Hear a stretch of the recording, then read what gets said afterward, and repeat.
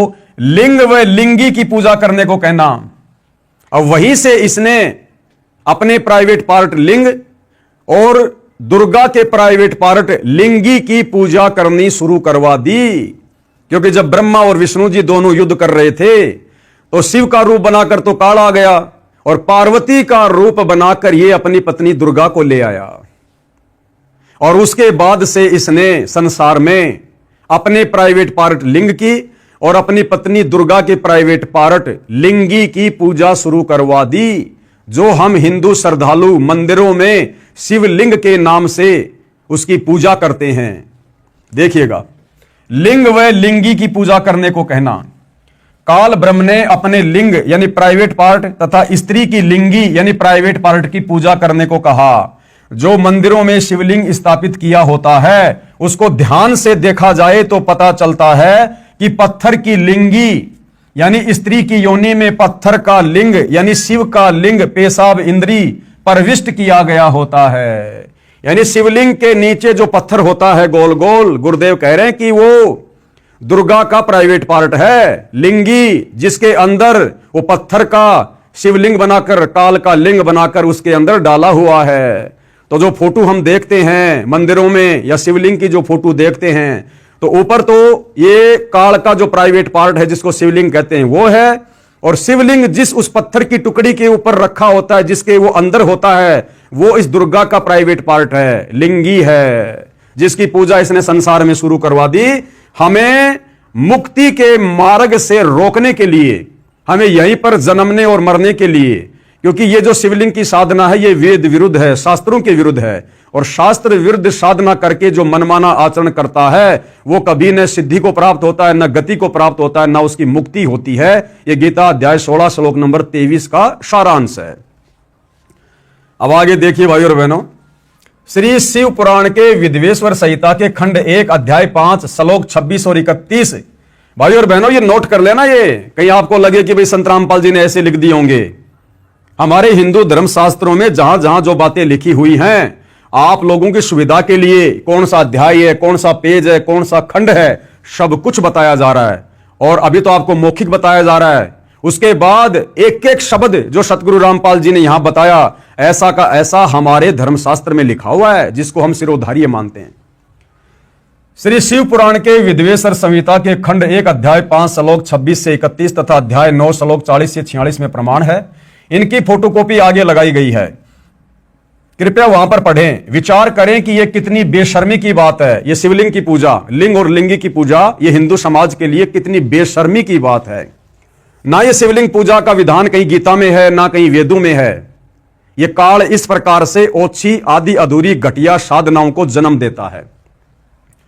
विचार करें कि यह कितनी बेशर्मी की बात है, कितना अभद्र मजाक काल ब्रह्म ने किया। ब्रह्मा तथा विष्णु से कहा कि तुम इस मेरे लिंग व लिंगी यानी स्त्री योनि की पूजा करो। वहां पर शिवजी के रूप में प्रकट होकर इस काल ने लिंग और लिंगी की पूजा शुरू करवा दी। पेश है श्री वेंकटेश्वर प्रेस मुंबई से प्रकाशित संस्कृत हिंदी अनुवाद वाली शिव महापुराण के विद्वेश्वर संहिता खंड के अध्याय 5, 6, 7, 8, 9 तथा 10 से संबंधित प्रकरण की फोटोकॉपी। अब देखिए भाई और बहनों, अभी तक जो बातें आपको बताई गई है अब ये उसी पवित्र हिंदू धर्म के शास्त्र से आपको दिखाई जा रही है जो आपको ऊपर बता दिया गया, कौन सा अध्याय है, कौन सा खंड है, कौन सा पेज है। अब ध्यान से पढ़ लीजिएगा। हे योगिंदर, मैं उस लिंगाविर्भाव का लक्षण सुनाना चाहता हूं। नंदीकेश्वर बोले, हे वत्स सुनो, मैं तुम्हारी प्रीति से कहता हूं, पूर्व काल में जो पहला कल्प था जो लोक में विख्यात है, उस समय महात्मा ब्रह्म और विष्णु परस्पर युद्ध हुआ। यानी महात्मा ब्रह्मा और विष्णु जी का युद्ध शुरू हुआ। उनके मान के दूर करने को, उनके मान यानी उनके घमंड को, उनके अहंकार को दूर करने के लिए, जो ब्रह्मा कह रहा था कि मैं तेरा पिता, विष्णु कह रहा था मैं तेरा पिता, उनके मान दूर करने को उनके बीच में उन निष्कल परमात्मा ने यानी उस काल ब्रह्म ने स्तंभ रूप अपना स्वरूप दिखाया और लंबा चौड़ा स्तंभ खड़ा कर दिया दोनों के बीच में।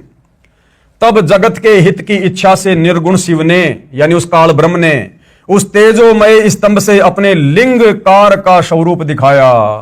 ब्रह्मा विष्णु महेश जब युद्ध कर रहे थे, उनके बीच में इस काल ने एक तेजोमय लिंग खड़ा कर दिया था, स्तंभ। और बाद में क्या किया काल ने? उस स्तंभ को अपने प्राइवेट पार्ट, अपने लिंग का आकार दे दिया।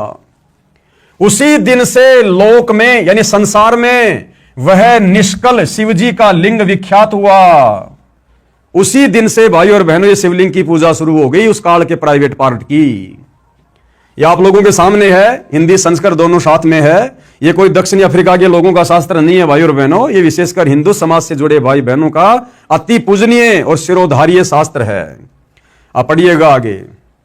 सगुण रूप में बेर रूप की कल्पना की गई, देवताओं की वह बेर पूजा इच्छानुसार भोगों की देन हारी है, परंतु शिव का लिंग बेर भोग और मोक्ष दोनों को देने वाला है। यानी फिर उसकी लिंग पूजा की महिमा बता दी गई। इति शिव महापुराण विद्वेश्वर सहिता भाषाया पंचोध्याय। नंदीकेश्वर बोले, हे योगिंदर, आगे एक समय विष्णु भगवान से सैया अपने गरुड़ आदि पार्षदों युक्त लक्ष्मी सहित शयन कर रहे थे। यानी आगे बता रहे हैं कि एक समय भगवान विष्णु लक्ष्मी और अपने नौकरों के साथ में शेष सैया पर विराजमान थे, आनंद ले रहे थे, विश्राम कर रहे थे। उस समय ब्रह्म ज्ञानियों में श्रेष्ठ ब्रह्मा जी अपनी इच्छा से ही वहां आए। उस समय क्या हुआ कि ब्रह्मा जी अपनी इच्छा से घूमता घूमता वहां श्री विष्णु जी के पास चला गया। सब प्रकार सुंदर सेज पर शयन करते हुए कमल लोचन विष्णु जी से पूछने लगे। और ब्रह्मा जी ने विष्णु जी से क्या पूछा? ब्रह्मा जी ने विष्णु जी से पूछा कि तुम कौन हो जो मुझे देखकर अभिमानी पुरुष के समान शयन करते हो। यानी भाई और बहनों, जब ब्रह्मा जी वहां गए विष्णु जी के पास में, तो विष्णु जी ने ब्रह्मा जी का आदर सत्कार नहीं किया। यह भी नहीं पूछा कि आओ ब्रह्मा जी, बैठो ब्रह्मा जी, उल्टा मुंह फेर लिया ब्रह्मा जी को देखकर। तो ब्रह्मा जी ने क्या कहा? तुम कौन हो जो मुझे देखकर अभिमानी पुरुष शयन करते हो, हे वत्स। ब्रह्मा जी बोले विष्णु को, हे बेटा उठो, देखो मैं तुम्हारा स्वामी आया हूं, यानी मैं तेरा भगवान आया हूं, मैं तेरा बाप आया हूं। और आए हुए गुरु को देखकर जो अभिमान करता है, उस द्रोही मूड का प्रायश्चित होना निश्चित है।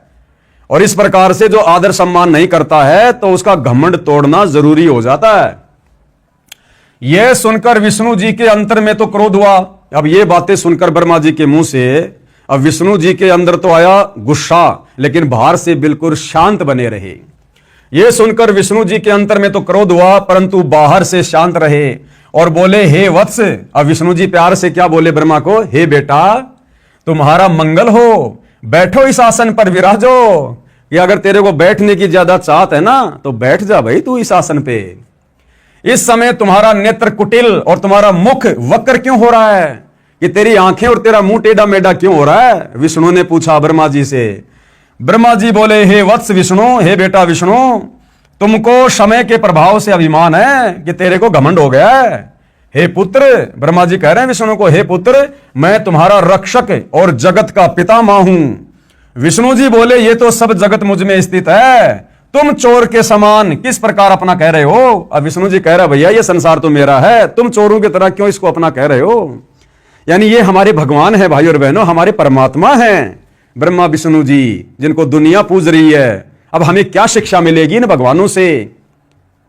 अरे दो भैंसे जैसे आपस में लड़ते हैं ना, कोई भैंसा दूसरे भैंसे की जमीन में चला जाता, उसके क्षेत्र में चला जाता, तो दूसरा भैंसा कैसे लड़ता है, झगड़ता है, मारने को दौड़ता है। ये हमारे भगवानों के लक्षण हैं, श्री ब्रह्मा जी, श्री विष्णु जी को। तो सोचो हम क्या शिक्षा लेंगे इनसे। तुम मेरी नाभि कमल से उत्पन्न हुए हो, तुम मेरे नाभि कमल से उत्पन्न हुए हो। बीच में भाई और बहनों ये संस्कृत है। तो विष्णु जी क्या कह रहे हैं ब्रह्मा जी को कि तुम मेरे नाभि कमल से उत्पन्न हुए हो, इससे मेरे पुत्र हो। विष्णु जी कह रहे हैं, भैया तू मेरा बेटा है, तू तो मेरे नाभि कमल से उत्पन्न हुआ है। मुझे पुत्र कहना व्यर्था है, इसलिए मुझ विष्णु को अपना बेटा कहना बेकार है। नंदीकेश्वर बोले, इस प्रकार ब्रह्मा विष्णु दोनों ही रजोगुण से मुग्ध होकर विवाद करने लगे।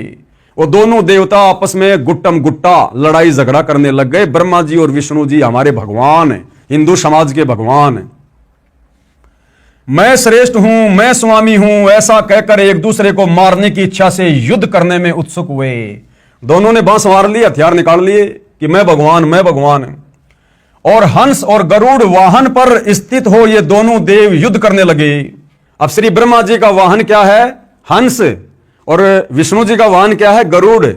अब दोनों अपने अपने रथ पे सवार हो गए, अपने अपने वाहनों पर, और आपस में ब्रह्मा जी विष्णु जी युद्ध करने लगे, लड़ाई करने लगे। और हंस और गरुड़ वाहन पर स्थित होकर ये दोनों देव युद्ध करने लगे। तब ब्रह्मा और विष्णु के वाहन गण भी युद्ध करने लगे, हंस और गरुड़ भी आपस में लड़ने लगे। तब संपूर्ण देवता, भाई और बहनों, ऊपर तो आपने ब्रह्मा और विष्णु जी का देख लिया, इन हमारे भगवानों की स्थिति देख लिया आपने।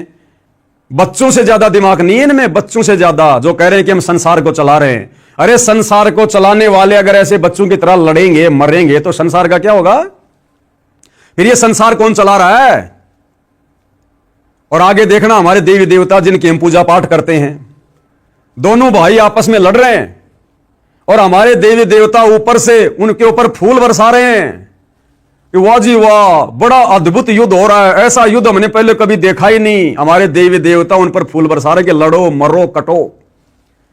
अरे जबकि दो व्यक्ति आपस में युद्ध करते हैं, लड़ाई झगड़ा करते हैं, तो अन्य लोगों का फर्ज बनता है कि उनकी लड़ाई को रुकवाओ। हमारे देवी देवताओं का फर्ज तो यह बनता था, उनके आगे जाके हाथ जोड़ के खड़े होते कि हे देवो, हम तो आपको सर्वश्रेष्ठ मानते हैं, और आप देव होकर आपस में लड़ रहे हो, झगड़ रहे हो, फिर हमारे जैसे छोटे मोटे देवताओं का क्या होगा? हमारी तरफ भी देखो। तो देवताओं ने तो बीच बचाव करना चाहिए था, लेकिन हमारे देवता जलती हुई आग में घी डाल रहे हैं, ऊपर से फूल बरसा रहे हैं।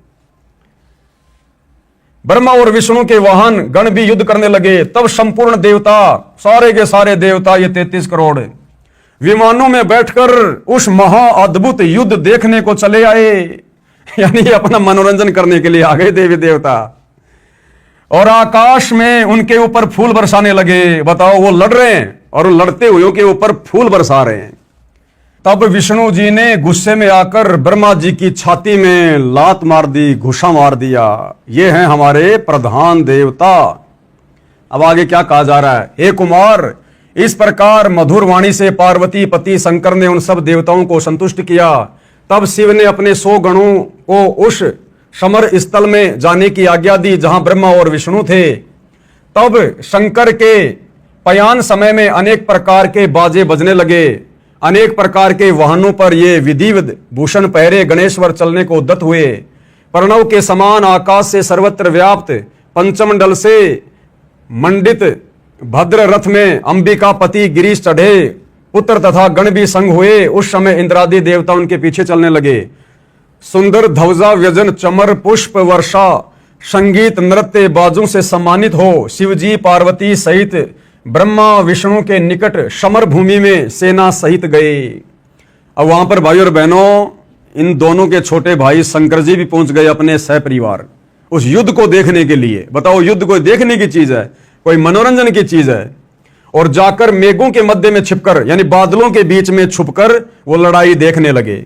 उनका निरंतर होने वाला युद्ध देखा। उस समय बाजों की ध्वनि नहीं होती थी और बड़ा गणों का भी शब्द शांत हो गया।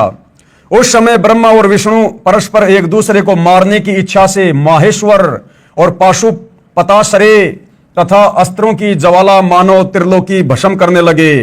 तब शिवजी ने वह अकाल प्रलय देखकर महाअग्नि के समान, महाभयंकर आकृति के समान उन दोनों के बीच में वह निर्गुण ब्रह्म स्थिर हुए।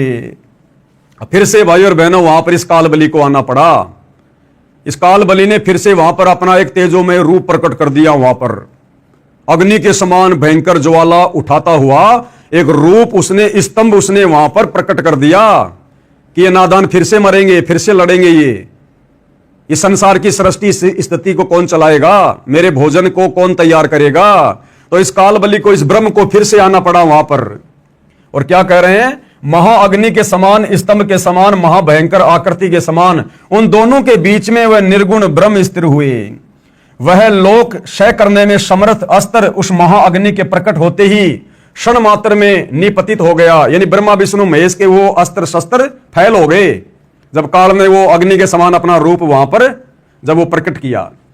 यह अस्त्र शांत होने का अद्भुत चित्र देख, ये अद्भुत आकार क्या है? अब श्री ब्रह्मा जी और विष्णु ने देखा कि ये क्या आ गई भला, इसके आते तो हमारे अस्त्र शस्त्र फैल हो गए। दोनों उसको देखने लगे। ऐसा ब्रह्मा और विष्णु परस्पर कहने लगे, यह इंद्रिय अगोचर स्तंभ अग्नि रूप सा क्या उठा है? हम दोनों को इसका ऊपर और नीचे का भाग देखना चाहिए कि यह कहां से आया हुआ है। इस प्रकार कहकर दोनों वीर मानी परस्पर मिलकर उसकी परीक्षा करने को बहुत शीघ्रता से गए। हम दोनों के मिलने से यह कार्य नहीं होगा, ऐसा कहकर विष्णु शुकर शरीर धारण कर, यानी सुअर का शरीर धारण किया विष्णु जी ने, और उसके मूल भाग को देखने नीचे चले गए। नीचे पाताल में चला गया नीचे देखने के लिए। और ब्रह्मा जी हंस का रूप धारण करके ऊपर का भाग देखने को गए। हरि यानी विष्णु पाताल स्थान को भेद कर दूर तक चले गए, परंतु उस अग्नि के समान प्रज्वलित स्तंभ का पार नहीं पाया, और शांत होकर हरि उस युद्ध स्थान में चले आए। और ब्रह्मा जी आकाश मार्ग में चले गए। उन्होंने वहां केतकी का किंचित होना अद्भुत पुष्प देखा। यद्यपि वो बहुत वर्षों से टूटा था, परंतु उसमें बड़ी सुगंध थी और मलिन न था। ब्रह्मा और विष्णु के कृत्यों को देखकर भगवान परमेश्वर कौन? ये काल ब्रह्मा और विष्णु के ऐसे इस कर्म को देखकर इस भगवान काल ने, परमेश्वर ने, स्तंभ है सो जगत के दर्शन और पूजन के निमित्त अणु मात्र बहुत छोटा हो जाएगा। ये लिंग मुक्ति और मुक्ति का साधन होगा। इसके दर्शन, स्पर्शन और ध्यान से ही प्राणियों के जन्म मरण छूट जाएंगे। यानी फिर से उसने वो लिंग पूजा शुरू कर दी जो अग्नि पर्वत के समान प्रादुर्भूत है। सो यह अरुणाचल नाम से जगत में विख्यात होगा। ये बड़ा भरी तीर्थ होगा। यह प्राणियों के निवास करने या तनु त्यागने से मुक्ति हो जाएगी। यानी जो यहां पर आकर शरीर त्यागेगा उसकी मुक्ति हो जाएगी। रथ यात्रा, उत्सव, कल्याण और जनों के निवास योग्य यह स्थान होगा। यहां किया हुआ जप तप हवन करोड़ गुना हो जाएगा। ऐसी उल्टी साधना पर इस काल ने पूरे संसार को लगा रखा है। हमारे सब क्षेत्रों से यह श्रेष्ठ होगा। यहां मेरा स्मरण करते ही प्राणी मुक्त हो जाएंगे। इस प्रकार यह क्षेत्र महान और अत्यंत शोभित होगा। सब प्रकार के कल्याणदायक और सब प्रकार मुक्तिदायक होगा। जो यहां, अब यह काल ब्रह्म क्या कह रहा है? जो यहां लिंग में मुझ लिंगेश्वरी की पूजा करेंगे उन्हें शालोक्य, सामीप्य, सारूप्य, सृष्टि, सामुज्य, ये पांचों मुक्ति क्रिया के फल को प्राप्त हो जाएगी। और यहां पूजन करने से तुम भी सब मनोरथों को प्राप्त होंगे। नंदीकेश्वर बोले, इस प्रकार भगवान ने उन नम्र हुए ब्रह्मा और विष्णु पर अनुग्रह करके उनके युद्ध जो परस्पर उनकी सेना मारी गई थी उन सबको अपनी शक्ति से जीवाकर उठाया, जिस शक्ति में अमृत की धारा रहती है, और उन दोनों की अज्ञानता और वैर को दूर करने के अर्थ दोनों से कहा, मेरे सकल और निष्कल भेद दो रूप हैं, परंतु और ईश्वर नहीं, इस कारण उनके दो रूप नहीं हो सकते। पहला स्तंभ और पीछे मूर्तिमान रूप, यानी ये दोनों रूप उस काल के ही थे। वो काल ये कहना चाह रहा है कि ये दो रूप नहीं हो सकते, अलग अलग नहीं हो सकते। पहले वो स्तंभ रूप भी मेरा ही था, परंतु और ईश्वर नहीं, इस कारण उसके दो रूप नहीं हो सकते। पहला स्तंभ रूप और पीछे मूर्तिमान रूप धारण किया। इसमें ब्रह्म रूप निष्कल है और ईश्वर रूप सगुण है। मेरे ये दोनों रूप सिद्ध हैं, दूसरे किसी के नहीं हो सकते। इस कारण तुम दोनों को अथवा दूसरों को ईश्वर की प्राप्ति नहीं हो सकती। तुमने जो अज्ञानता से अपने को ईश माना, यह बड़ा अद्भुत हुआ। उसके दूर करने को ही मैं रण क्षेत्र में आया। अब तुम अपना अभिमान त्याग कर मुझ ईश्वर में अपनी बुद्धि लगाओ। मेरे प्रसाद से लोक में सब अर्थ प्रकाश करते हैं। मुझ गुरु के वचन ही तुमको बारंबार प्रमाण है। तुम्हारी प्रीति से ही ये गूढ़ ब्रह्मत्व मैं तुमसे कहता हूं। मैं ही पर ब्रह्म हूं और मेरा ही कल अकल रूप है। ब्रह्म होने से मैं ईश्वर हूं। अनुग्राही कही मेरा कर्तव्य है। सर्वव्यापी होने से और जगत के वर्धक होने से मैं ब्रह्मा हूं। हे ब्रह्म केशव, समत्व और व्यापक होने से मैं आत्मा हूं और संपूर्ण जीव आत्मा नहीं है, इसमें संदेह नहीं। अनुग्रह से ही ये सर्ग के अंत तक जो जगत का कृत्य और पंचक है, मैं इस सब का ईश हूं। ये मेरा है, मेरे सिवाय किसी दूसरे का नहीं है। प्रथम तो ब्रह्म तत्व ज्ञान के निमित्त निष्कल ब्रह्म का प्रादुर्भाव हुआ है। यानी ये काल भाई और बहनों अटपट करने लगा, अपने सिवा किसी और को भगवान ना कोई मान ले, इसके लिए ये अपने आप को ही परमात्मा विख्यात करने लगा उन दोनों के बीच में। तो इस प्रकार भाई और बहनों, ये बहुत सारी बातें जो पूज्य गुरुदेव भगवान ने ऊपर हमारे को मौखिक बताई थी, ये सारी के सारी बातें, सारे के सारे ये प्रमाण आपको यहां पर इस रुद्र संहिता के अंदर बिल्कुल साफ साफ देखने और पढ़ने को मिल जाएंगे। आप जी ये देख सकते हैं, आपकी आंखों के सामने है। अब गुरुदेव क्या कह रहे हैं? उपरोक्त शिव महापुराण के प्रकरण से सिद्ध हुआ कि श्री ब्रह्मा जी, श्री विष्णु जी तथा श्री शिव जी की माता श्री दुर्गा देवी अष्टंगी देवी है। तथा पिता सदाशिव अर्थात काल ब्रह्म है, जिसने श्रीमद् भगवद गीता का ज्ञान श्री कृष्ण जी में प्रवेश करके बोला था। इसी को क्षर पुरुष, क्षर ब्रह्म यानी ज्योति निरंजन काल ब्रह्म भी कहा गया है। यही प्रमाण श्रीमद् भगवद गीता अध्याय 14 श्लोक नंबर 3 से 5 में भी है कि रजगुण ब्रह्मा, सतगुण विष्णु और तम गुण शंकर, तीनों गुण प्रकृति अर्थात दुर्गा देवी से उत्पन्न हुए हैं। यानी रजगुण ब्रह्मा, सतगुण विष्णु, तम गुण शिव जी, ये तीनों गुण इस प्रकृति देवी अर्थात अष्टंगी अंबिका जगदम्बा इस दुर्गा से उत्पन्न हुए हैं काल के सहयोग से। प्रकृति तो सब जीवों को उत्पन्न करने वाली माता है। प्रकृति यानी ये दुर्गा, काल कह रहा है ये जो प्रकृति है ना, ये दुर्गा, ये तो सब जीवों को उत्पन्न करने वाली है। और मैं कौन? ये गीता का ज्ञान देने वाला ब्रह्म, सब जीवों का पिता हूं। मैं दुर्गा प्रकृति के गर्भ में बीज स्थापित करता हूं, यानी दुर्गा के साथ में शारीरिक संबंध बनाकर इस प्रकार से मैं उत्पत्ति करता हूं, जिससे सबकी उत्पत्ति होती है। ये तीनों गुण कौन से? रजगुण ब्रह्मा, सतगुण विष्णु, तम गुण शिव जी ही जीवात्मा को शरीर में बांधते हैं। यानी सब जीवों को काल के जाल में फंसाकर रखने वाले ये तीनों देवता हैं, तीन गुण हैं ये।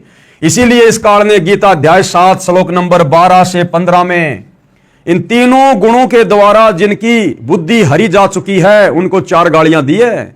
यानी जो केवल ब्रह्मा विष्णु महेश की भक्ति तक सीमित हैं, ऊपर इस काल की भक्ति नहीं करते, काल ने उनके लिए कहा कि वो तो आसुर स्वभाव को धारण किए हुए मनुष्यों में नीच दूषित कर्म करने वाले मूढ़ मूर्ख मुझको भी नहीं भजते।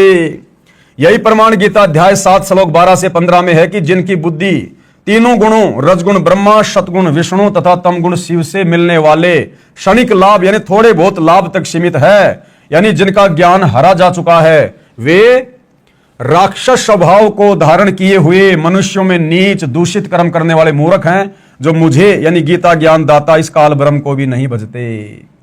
विशेष अब क्या कह रहे हैं गुरुदेव भगवान? इस शिव पुराण के विद्वेश्वर संहिता खंड 1 अध्याय 9 के श्लोक 40 और 46 तथा अध्याय 5 के श्लोक 26 से 31 की फोटोकॉपी ऊपर लगी है, जो अभी हमने देखी है। इनमें कहा है कि काल ब्रह्म ने कहा है कि जीवों को जन्म मृत्यु के चक्कर में रजगुण ब्रह्मा, सतगुण विष्णु तथा तम गुण शिव ये तीनों गुण यानी तीनों देवता डालते हैं, अपना बचाव कर रहा है। यह काल ब्रह्म इस प्रकार कपट युक्त कार्य करता है, यानी सारी की सारी जिम्मेदारी, सारा का सारा दोष, ये पूरा का पूरा ठेकरा इस काल ने ब्रह्मा विष्णु महेश के सिर पे फोड़ दिया कि ये ब्रह्मा विष्णु महेश ही हैं जो यहां जीवों को कर्म बंधनों में बांध के रखते हैं, जन्म और मरण के चक्कर में रखते हैं। जबकि ब्रह्मा विष्णु महेश को यह कार्य एक एक गुण युक्त करके किसने दे रखा है? इसी काल ब्रह्म ने। ब्रह्मा जी को रजोगुण युक्त करके यहां पर जीवों की उत्पत्ति करवाता है, विष्णु जी को शतोगुण से युक्त करके सबका पालन पोषण करवाता है, और शंकर जी को रजोगुण से युक्त करके फिर हमारा संहार करवाता है। लेकिन उसके बावजूद भी यह कपट युक्त बात कर रहा है और अपने आप को पाक साफ साबित करते हुए ब्रह्मा विष्णु महेश के ऊपर ठेकरा फोड़ रहा है।